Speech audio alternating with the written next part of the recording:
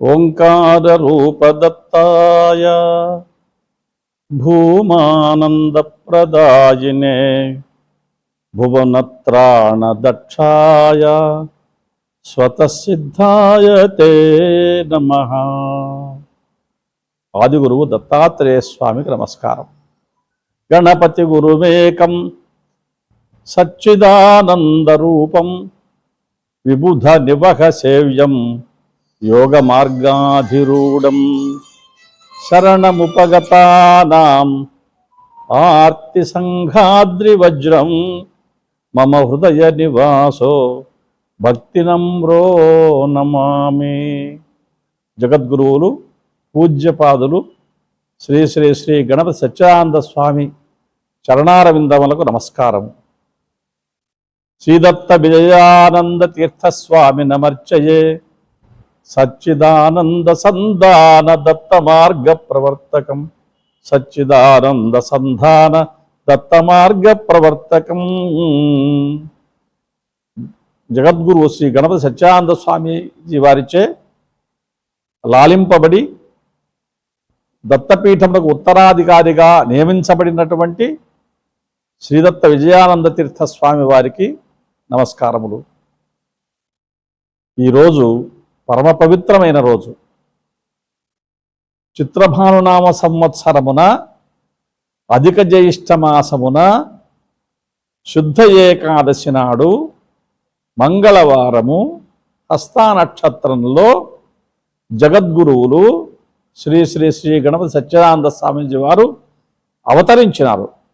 పరిత్రాణాయ సాధూనాం వినాశాయ చ దుష్కృతాం ధర్మ సంస్థాపనార్థాయ సంభవామి యుగే యుగే.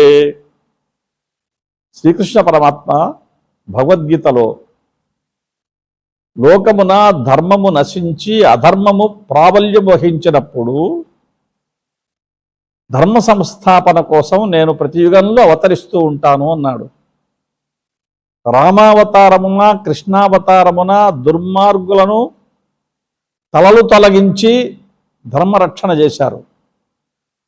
తలలు తొలగించడం కంటే తలపులలో మార్పులు తేవడం ఉత్తమోత్తమం అని భావించి ఆ పరాత్పరుడు గురువుగా అవతరిస్తున్నాడు. మానవుడు భగవంతుని చూడలేదే అని పరితపించినప్పుడు నేను నీకు అంతర్యామిగా నీలోనే ఉన్నాను, నీతోనే ఉన్నాను అన్నారు స్వామి. అంతర్యామి అంటే లోపల ఉండి మనల్ని నియంత్రించే శక్తి అని అర్థం. నీలతో యద మధ్యస్థాద్ విద్యుల్లేఖేవ భాస్వర నీవార శూకవత్తన్వి పీతాభాస్వత్యనుపమ తస్యా శిఖాయా మధ్యే పరమాత్మ వ్యవస్థిత అని మనకు వేదం కూడా చెబుతోంది. హృదయస్థానములో ఒక మెరుపు తీగ వలె మెరుస్తూ అణువంత శక్తి సంపన్నమైనటువంటి అణుస్వరూపములో ఉన్నటువంటి పరమాత్మ శక్తి మనలోనే ఉన్నది అని మహాత్ములు చెప్పారు, మహర్షులు చెప్పినారు. మనము కళ్ళు మూసుకొని చూస్తే లోపల అంధకార బంధురమే. అందువల్ల మరలా పరితపిస్తే అంతర్యామిగా ఉన్న నిన్ను చూడలేనైతేనే అంటే నేను నీతో పాటు తిరగడానికి అవతారమూర్తిగా వస్తానని కృష్ణావతారము, రామావతారము, వామనావతారము, పరశురామావతారము ఇలా దశావతారాలు ధరించినాడు. అలా మనలో మధ్య తిరుగుతూ ఉన్నటువంటి పరమేశ్వరుణ్ణి నేను ఆనాడు ఉంటినో లేదో చూచినానో లేదో అని సందేహిస్తే నీకు అత్యంత సన్నిహితంగా అర్చామూర్తిగా ఉంటానని విగ్రహ రూపంలో స్వామి ఆవిర్భవించాడు. విగ్రహ రూపంలో ఉన్న స్వామిని కొలుస్తున్నాము, నమ్ముతున్నాము. కానీ నేను చెప్పిన మొర విన్నాడో లేదో ఈ స్వామి నేను అడుగుతున్నప్పుడు ఉలకడు పలకడు అని అనుకుంటుంటే నేను నీతో పాటే ఉంటాను అని గురువుగా అవతరించాడు. కాబట్టి జగద్గురు పూజ్యశ్రీ గణపతి సచ్చిదానంద స్వామీజీ వారు లోకమును అవతరించినటువంటి సాక్షాత్ భగవత్ స్వరూపము. ఆ స్వామి త్రిమూర్త్యాత్మక స్వరూపుడైన అపర దత్తాత్రేయ స్వామి స్వరూపము. ఆ స్వామి అవతరించిన ఈ రోజు పరమ పవిత్రమైన రోజు. కర్ణాటక రాష్ట్రంలో సహ్య పర్వత ప్రాంతంలో కావేరి ఉద్భవించిన చోట మేకేదాటు అనేటువంటి కావేరి నదీ ప్రాంతంలో బ్రహ్మగుండం అనేటువంటి ఒక ప్రత్యేకమైనటువంటి జల వనరు కలిగినటువంటి చోట అక్కడ జయలక్ష్మీ మాత యొక్క గర్భవాసాన పెరిగినటువంటి స్వామి అవతరించినారు. ఆ చోటు సామాన్యమైనది కాదు. ముక్కోణముగా సహ్యభూధర శిఖరముల్ ప్రకృతి సిద్ధముగా ఏర్పడిన చోటు అద్విత్రికోణ మధ్యగత బిందుస్థానగచ్చన్నది త్రయగలుగు చోటు శ్రీచక్ర సంచారిణి చిరస్థానీయ సంగవేశుని కొల్వు జరుగు చోటు త్రిభువన రక్షా పరీక్షా సముత్తీర్ణ దత్త సంచారంబు తనరు చోటు బాలగణపతి మతి ఇష్టపడిన చోటు ప్రముఖ సప్తర్షి విహరణలు కలుగు చోటు సిద్ధముని వర్గమెల్ల వసించు చోటు జననమునుగాంచే ఇచ్చోట సద్గురుండు. ప్రకృతి సిద్ధముగానే శ్రీచక్రము మనము ఎంత స్థానమున పూజ గావించినట్లయితే అనంతమైన ఐశ్వర్యమును వైభవమును ప్రసాదిస్తుంది.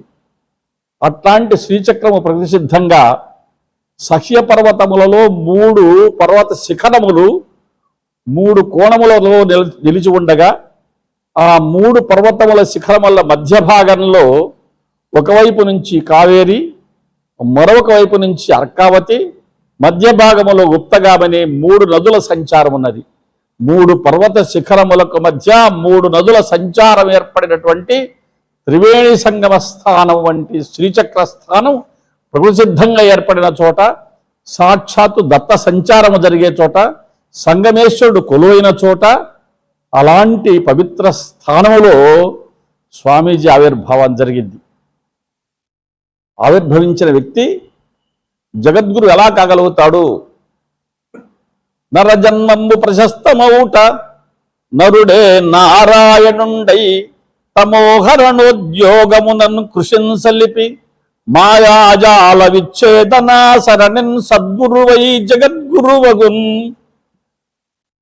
తాను తపస్సు చేత ఆర్జించినటువంటి జ్ఞానాన్ని, సముపార్జించుకున్నటువంటి జ్ఞానాన్ని లోకానికి పంచిపెట్టి సామాన్య ప్రజలను కూడా తరింపజేయగల మహానుభావుడు సద్గురువు. అలాంటి సద్గురువుగా జననమెత్తినటువంటి గణపతి సచ్చిదానంద స్వామీజీ వారు ఈరోజు లోకములో అవతరించడం అనేది ఎంతమందినో సముద్ధరించడానికి వచ్చాడు ఆయన.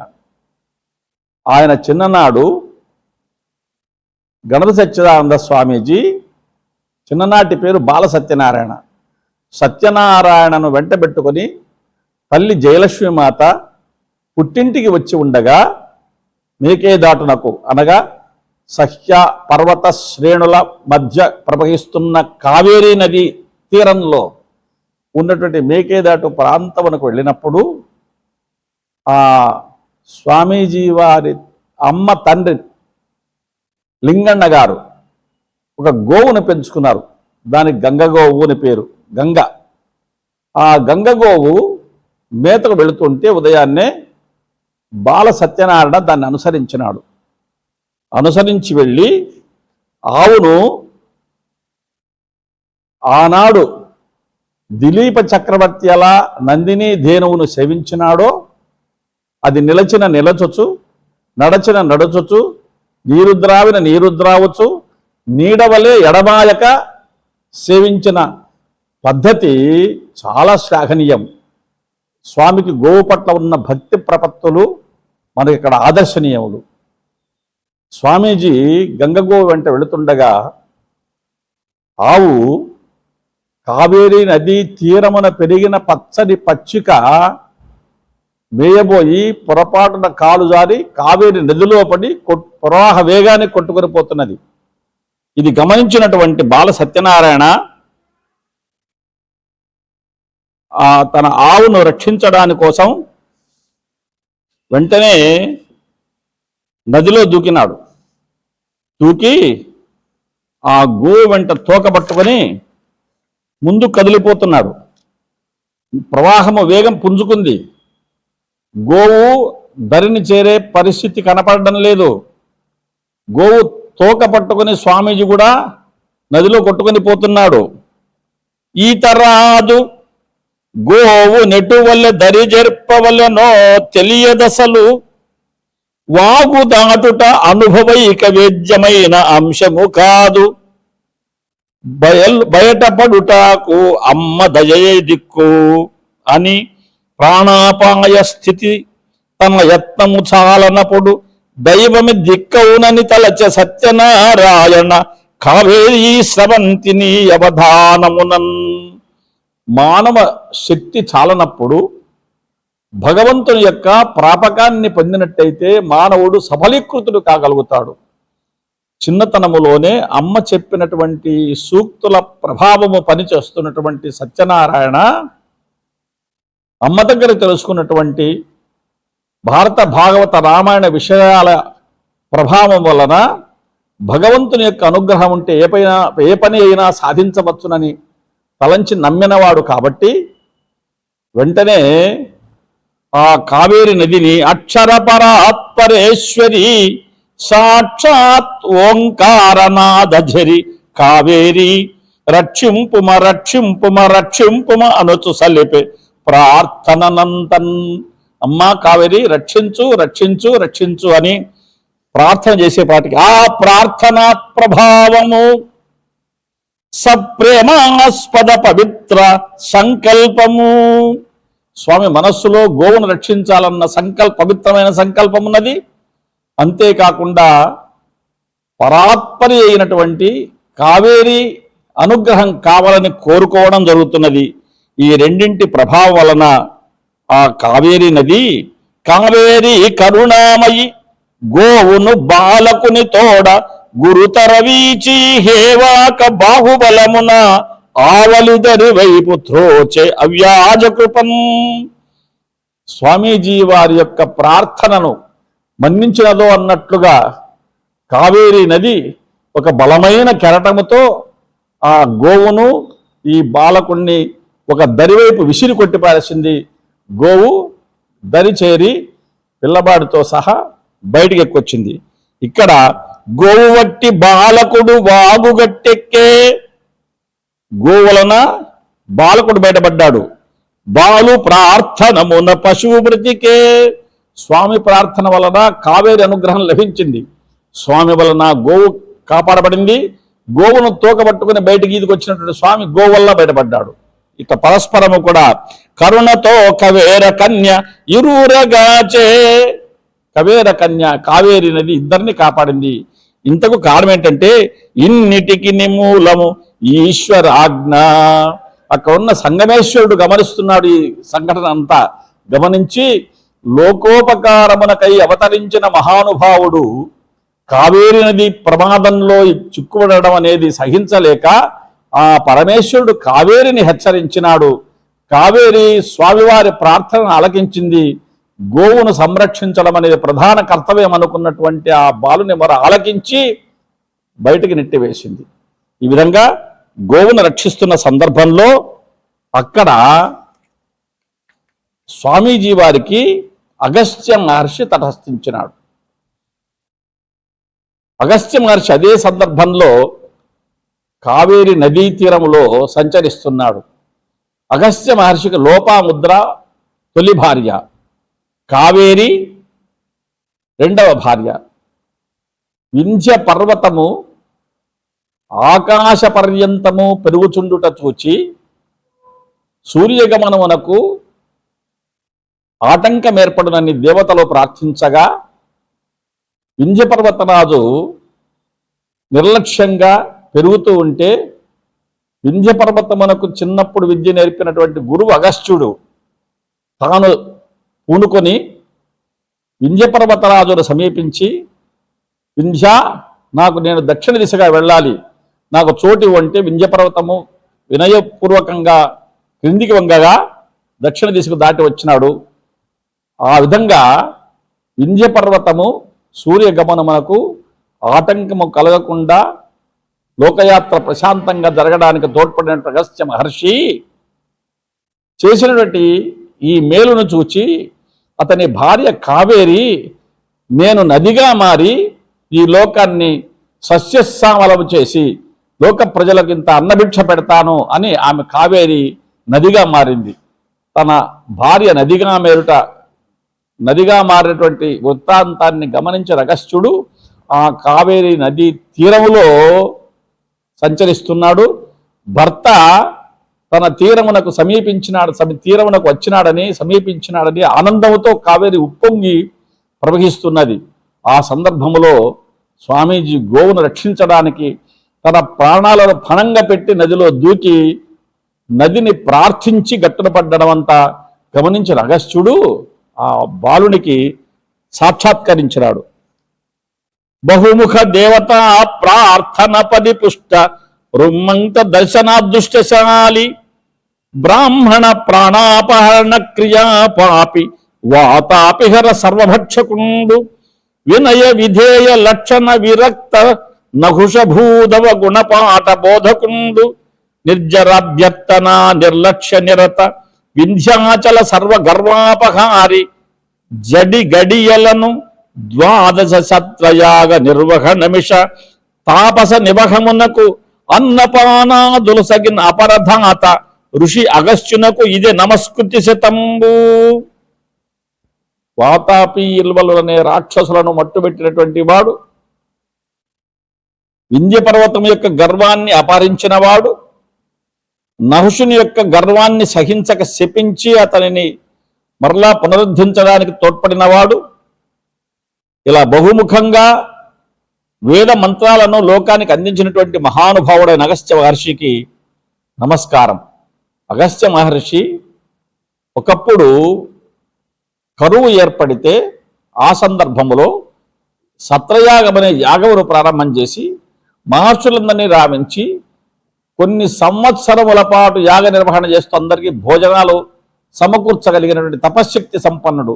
అట్లాంటి మహానుభావుడికి నమస్కారమని బాల సత్యనారాయణ అగస్త్య మహర్షికి నమస్కారం చేస్తే దివ్య తేజోమయ దేవతా సముదాయ భర్మహర్మ్యప్రాయ వసతి గోవు.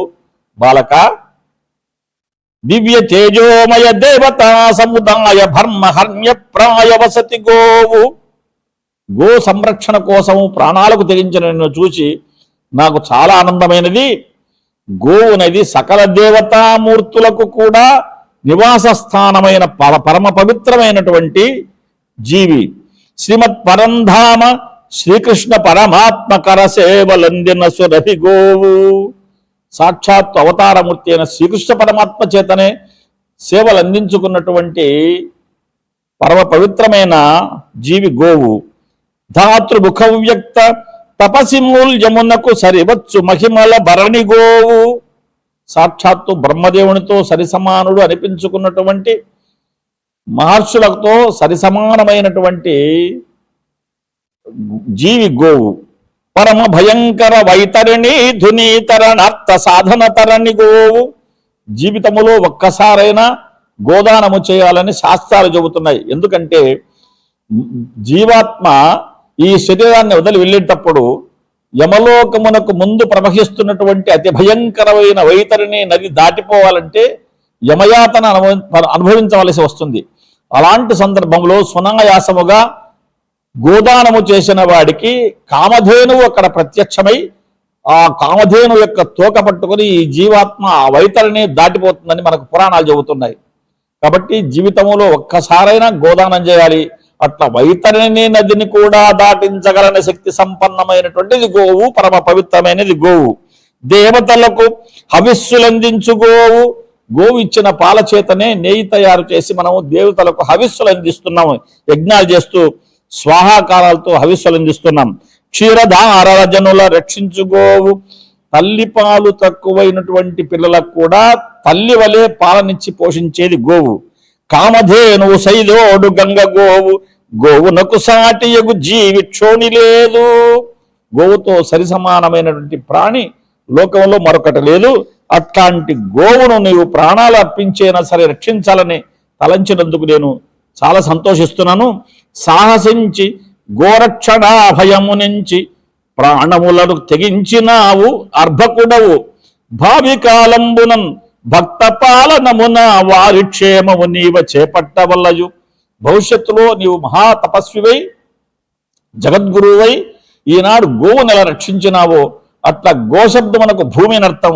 ఈ భూమండలమున ఉన్న లోకులందరినీ కూడా తరింపజేసే ప్రయత్నం నీ వల్ల సాగాలి అని ఆశీర్వదిస్తూ ఆ అగస్త్యమునీంద్రుడు బాలసత్యనారాయణకు స్వచ్ఛందంగా ఆయుర్వేద విద్యను ధారపోసినాడు. ఆయుర్వేదం చేత లోకులకు వచ్చినటువంటి రోగాలను పోగొట్టడమే కాకుండా ఆయన యొక్క జ్ఞానబోధ చేత జనన మరణ చక్రం నుంచి బయటపడే అవకాశం కూడా ఉంది అని అగస్త్య మహర్షి ఆనాడు స్వామివారికి ఆ ఆయుర్వేద శాస్త్రాన్ని అందించినాడు. స్వామివారు ఈనాడు కూడా ఆయుర్వేద సంబంధమైన మూలికా తీర్థాన్ని ప్రజలకు అందించి అందరి ఆరోగ్య సిద్ధి కోసం పాటుపడుతున్నారు. అట్లాంటి గో సంరక్షణతో మొత్తము లోక సంరక్షణ కూడా చేస్తున్నటువంటి జగద్గురువులు పుట్టినరోజు పరమ పవిత్రమైనది. వారి యొక్క మహాత్మ్యమునకు వారి చరణారవిందములకు నమస్కారములు.